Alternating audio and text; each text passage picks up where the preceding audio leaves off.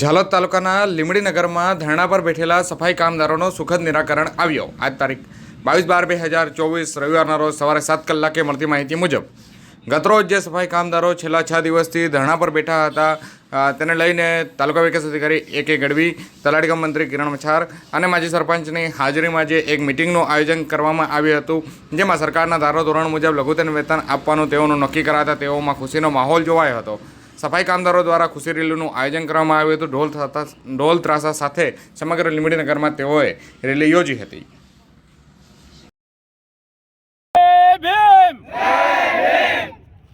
આજરોજ વાલ્મીકી સમાજ ગુજરાત સંગઠનના નેજા હેઠળ જે લીમડી ગ્રામ પંચાયતના 55 જેટલા સફાઈ કામદારોના જે પડતર પ્રશ્નો હતા, જેની અગાઉ પણ અમે આવેદનપત્ર આપ્યું હતું અને આજરોજ કલેક્ટર સાહેબ શ્રી દ્વારા પણ સાંજે મિટિંગ દરમિયાન બરોબર મિટિંગની વાટાઘાટ કરીને લીમડી ગ્રામ પંચાયતના TDO તેમજ તલાટી કમ મંત્રી એવં માજી સરપંચ બાપુ પણ સાથે મળીને જે અત્યારે 6 દિવસની હડતાલ હતી તેનું સુખદ સમાધાન થયું છે અને તેઓએ અમને બાંયધરી આપી છે કે લઘુત્તમ વેતન પ્રમાણે મુજબ તમને પગાર ચૂકવવામાં આવશે।